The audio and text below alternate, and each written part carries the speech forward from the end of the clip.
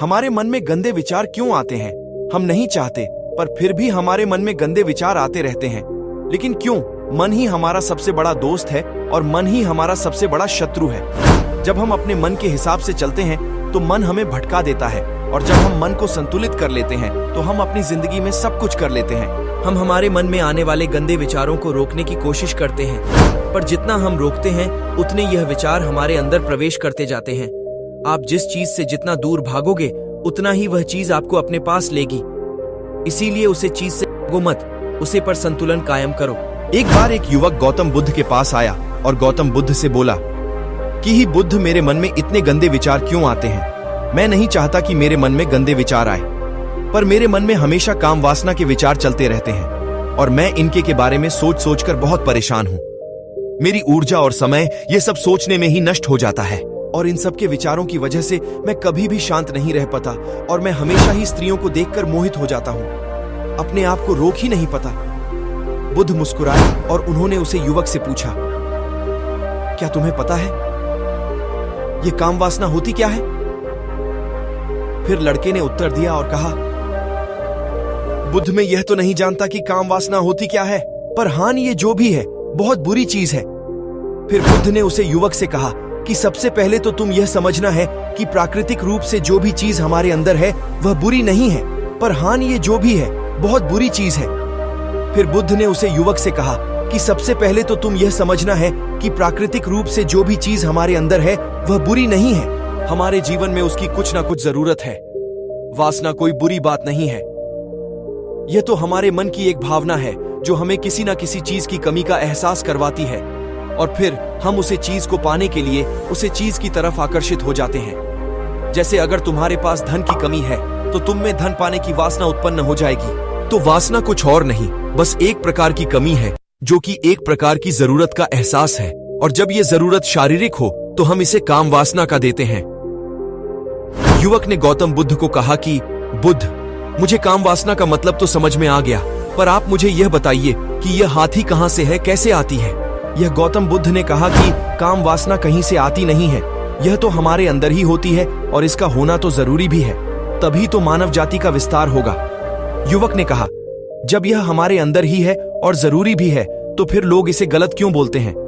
बुद्ध ने कहा कि यही तो समस्या है, लोगों ने काम वासना को गलत तरीके से सोच लिया है, इसे छिपाने की, दबाने की कोशिश करते हैं। काम वासना गलत नहीं है, बल्कि काम वासना का गलत तरीके से प्रयोग करना गलत बात है। लोग जिससे प्रेम करते हैं बस उसी के लिए जीने लग जाते हैं, उसे पाना ही अपना लक्ष्य बना लेते हैं और उसी के बारे में हमेशा सोचते रहते हैं, पर यह सब गलत है। बुद्ध ने युवक से कहा, क्या तुम्हें पता है जानवरों में भी कम वासना होती है? युवक ने उत्तर दिया, हां बुद्ध, जानवरों में भी काम वासना होती है, क्योंकि जानवर भी तो आखिर अपनी पीढ़ी को आगे बढ़ाएंगे। बुद्ध ने कहा, तो फिर हम जानवरों की काम वासना को गलत क्यों नहीं कहते? युवक ने कहा, मुझे नहीं पता महात्मा, आप ही मुझे बताइए। गौतम बुद्ध ने कहा कि जानवर अपनी काम वासना का प्रयोग आनंद प्राप्ति के लिए नहीं करते, वह तो सिर्फ संतान उत्पन्न करने के लिए काम वासना का उपयोग करते हैं। जानवरों को प्रकृति ने इतनी समझ नहीं दी कि वह काम वासना को अपने सुख का आधार बना सके, जबकि मनुष्य अपनी समझ के बलबूते पर प्रकृति में पाई जाने वाली प्रत्येक वस्तु को अपने सुख के लिए अपने प्रयोग करता है।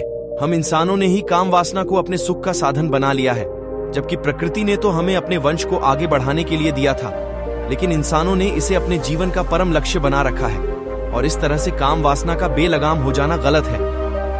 युवक ने मुझसे पूछा, महात्मा जी, ये कम वासना हम पर हावी क्यों होती है, क्यों यह बेलगाम हो जाती है? तब गौतम बुद्ध ने कहा कि सुनो, अब जो मैं तुम्हें बताऊंगा उसे तुम ध्यानपूर्वक सुनना। काम वासना का सारा खेल तुम्हें समझ ही जाएगा, तुम्हें तुम्हारे सारे सवालों का जवाब मिल जाएगा, बस तुम्हें ध्यान से सुनकर समझना है। फिर गौतम बुद्ध युवक को बताना शुरू करते हैं। एक बार की बात है, एक आश्रम में गुरु और उनके शिष्य रहा करते, जिससे रोजाना आश्रम के बाहर स्थित गांव में दीक्षा लेने के लिए जाते। उसे आश्रम का एक शिष्य जिस गांव में भिक्षा लेने जाता था, उसे रास्ते में एक नदी पद्धति थी जिससे रोज उसी रास्ते से भिक्षा लेने जाता था। एक दिन उसने देखा कि एक लड़का पेड़ के पीछे छिपा है वह उस लड़के के पास गया और उससे जाकर बोला, भाई तुम इस पेड़ के पीछे छिपकर क्या देख रहे हो? लड़के ने कहा, अरे तुझे नहीं दिख रहा क्या कि मैं क्या देख रहा हूं? तब साइज ने नदी की तरफ देखा तो वहां पर कुछ लड़कियां पानी भर रही थीं। वो लड़कियां 14-15 साल की होगी। तब से ने उसे लड़के से कहा, अरे भाई वहां पर तो लड़कियां पानी भर रही हैं, इसमें छिपकर देखने वाली क्या बात है? तब वो लड़का शीशे की तरफ देखकर उससे कहता है, अरे पागल तुम्हें दिखाई नहीं दे रहा क्या कि कैसे ये परियां नदी से पानी निकाल रही है? जरा उनकी अदाओं को तो देखो, उनके कोमल शरीर को देखो, उनकी पतली कमर मटके को उठाते समय बाल खाती है और उनके बाल उनकी कमर पर कैसे लहरा रहे हैं, मानो सुंदरता बिखरी पड़ी हो। जिससे ने फिर नदी की तरफ से कहा और इस बार वह इससे देखता ही चला गया। अभी तक तो कुछ भी नजर नहीं आ रहा था और वह बिल्कुल निर्भय था। उसे किसी भी बात का कोई डर नहीं था। लेकिन अब वो छिपने लगा और उन लड़कियों को देखने लगा जैसे उसने कोई अपराध कर दिया हो। और जब वो छिपकर उन लड़कियों को देख रहा था तभी वो अचानक अंदर से कौंप गया और उसने कहा कि ये मैं क्या कर रहा हूं? मैं जो कर रहा हूं वो सही नहीं है, मुझे यहां से चले जाना चाहिए। और फिर वह जल्दी से वहां से चला गया। वो आश्रम पहुंच जाता है। आश्रम जाकर वो अपने कार्यों में लग गया। लेकिन जो अब भी वह देखकर आया था वही उसकी आंखों के सामने बार बार आ रहा था। उसके मन में वही दृश्य चल रहा था। उसका मन वही सब कुछ देखने के लिए लड़ाई हो रहा था। उसका किसी भी काम में मन नहीं लग रहा था। सुबह होते ही वह रोज जल्दी ही भिक्षा के लिए आश्रम से निकल जाता और उसे नदी के पास वाले पेडी एच के पास जाता, जहां पर वह लड़का पहले से मौजूद रहता था। उसके साथ मिलकर लड़कियों को छुप छुप कर देखता था। अब वह इससे रोज ऐसा करने लग गया। यह उसके रोज का काम हो गया। अब उसे शिष्य का मन किसी भी काम में नहीं लगता था। वो हमेशा ही किसी न किसी प्रकार के विचार में उलझा रहता। वो आश्रम के कार्यों को भी ठीक ढंग से नहीं कर रहा था। न वो ठीक से सो पाता था, न वो ठीक से खाना खा पाता था। उसका मन बेचैन सा रहता था। उसका मन बार बार उन लड़कियों के सौंदर्य को देखने के लिए लालायित रहता था। जब गुरु भिक्षा देते तब भी उसे हिस्से का मन कहीं और विचारों में खोया रहता। गुरु ने अपने शिष्य की इन हरकतों को बांप लिया था। तब एक दिन गुरु ने शिष्य को अपने पास बुलाया और कहा कि आज से मैं भी तुम्हारे साथ भिक्षा मांगने चलूंगा। तुम और मैं साथ साथ भिक्षा मांगने चलेंगे। तभी सिजन गुरु को माना करते हुए बोला, नहीं गुरुदेव, आप परेशान क्यों हो रहे हो? मैं अकेला ही ठीक से भिक्षा मांग सकता हूं। गुरु ने शिष्य से कहा कि ठीक है, तुम अकेले ही भिक्षा मांगने जाओ, जिससे तुरंत वहां से भिक्षा मांगने के लिए निकल गया। हिस्से को जाने के बाद गुरु भी आश्रम से निकल गए और शीशे का पीछा करने लगे कि वो कहां जाता है, किस मिलता है। ये सब देखने के लिए उसके पीछे पीछे चलने लगे। थोड़ी दूर जाने के बाद गुरु ने देखा कि उनका शिष्य एक लड़के के साथ एक पेड़ के पीछे अपराधी की तरह छिपा हुआ है और छिपकर कुछ देख रहा था। गुरु भी अपने शिष्य के पीछे जाकर खड़े हो गए कि आखिर उनका शिष्य क्या देख रहा है, जिसे देखने के लिए वो पेड़ के पीछे अपराधियों की तरह छिपा पड़ा है। गुरु ने देखा कि उनका शिष्य पेड़ के पीछे छुपकर लड़कियों को देख रहा था, जो कि नदी से पानी भर रही थी। तभी गुरु ने शिष्य को कहा कि तुम क्या देख रहे हो? अपने गुरु की आवाज सुनकर वह इससे घबरा गया और उसके पसीने छूटने लगे। वह थर थर कांपने लगा, जैसे किसी चोर को चोरी करते समय रेंज हाथों पकड़ लिया हो। उसी से की हालत खराब हो गई। वो कुछ भी नहीं बोल कर रहा था। दूसरा का जो शिष्य के साथ था के वहां से भाग गया, जिससे घबराया हुआ था। उसके मुंह से कुछ टूटे फूटे शब्द ही बाहर निकल रहे, तो वो अपने गुरु से नजर भी नहीं मिला पा रहा था। गुरु ने शिष्य की तरफ देखा और कहा कि मेरा शिष्य तो निर्भय था, उसे तो किसी भी चीज का डर नहीं था। लेकिन ये क्या, तुम तो डर के मारे कहां पर हो?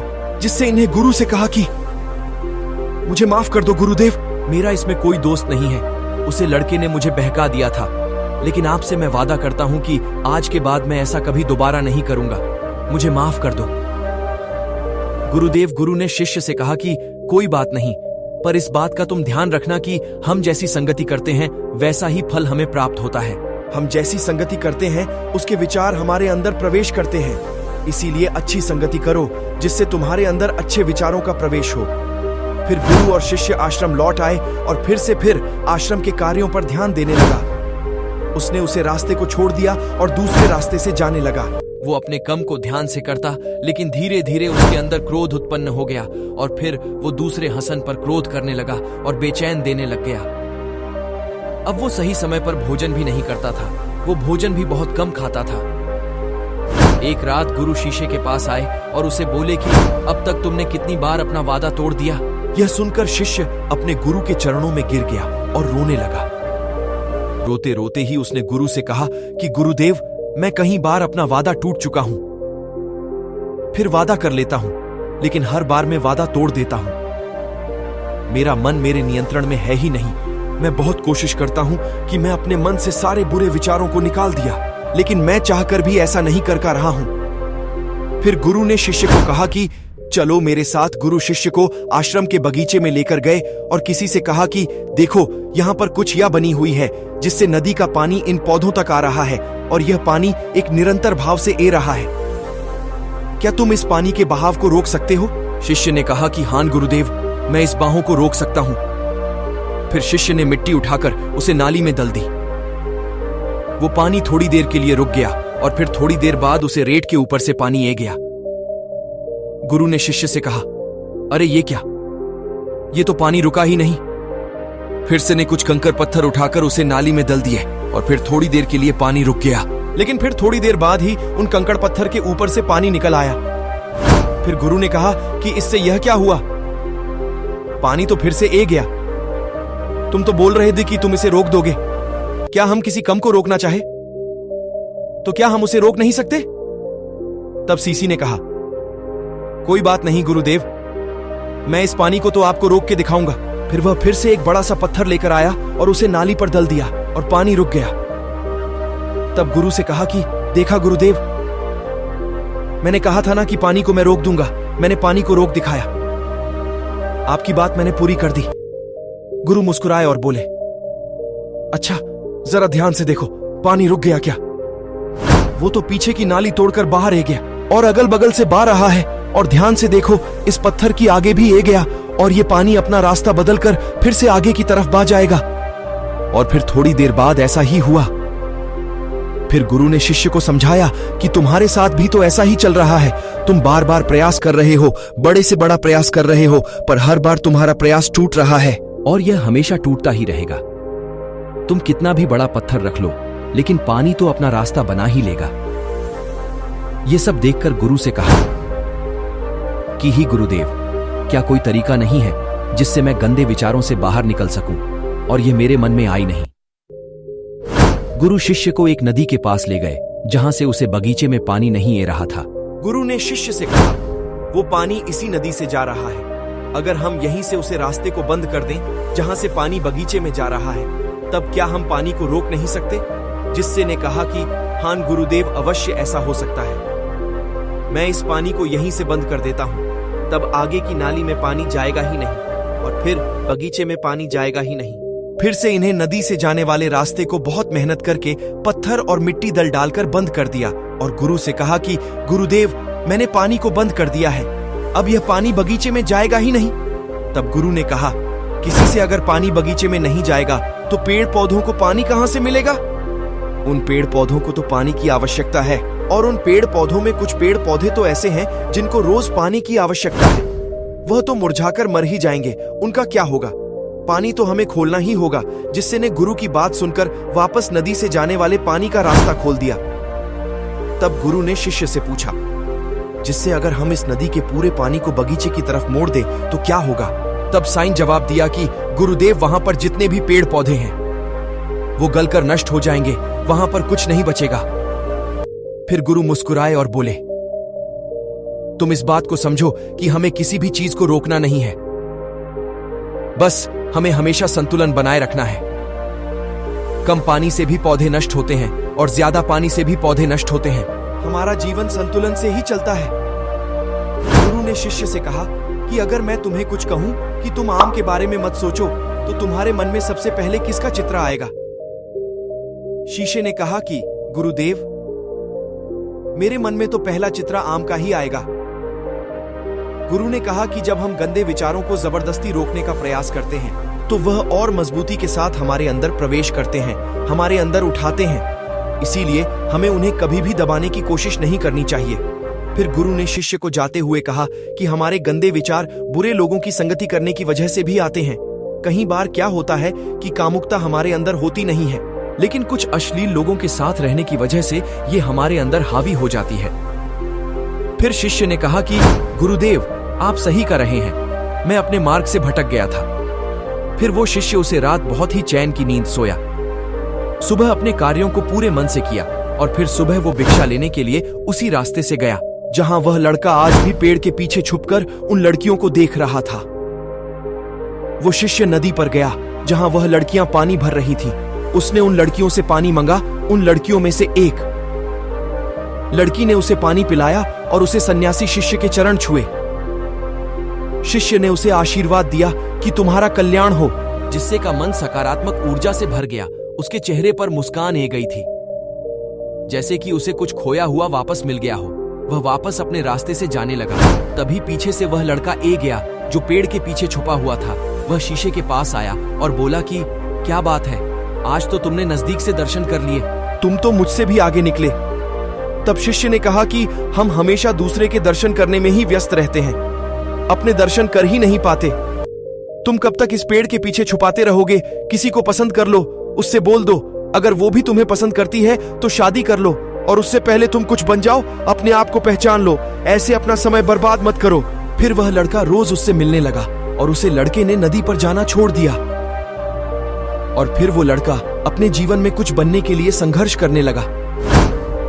तो तुमने देखा संगति का असर क्या होता है। अपनी संगति बदलो, अपने विचार बदलो।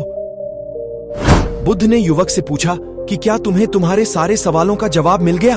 तब युवक ने कहा कि हाँ महात्मा जी, आपका बहुत बहुत धन्यवाद।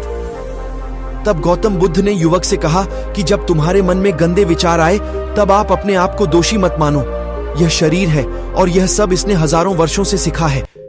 एक केवल तुम्हारे सोच लेने से, शपथ लेने से यह टूटने वाला है नहीं, लेकिन तुम्हारे पास वो शक्ति है, वो ऊर्जा है जिसका तुम्हें संतुलन उपयोग करना है।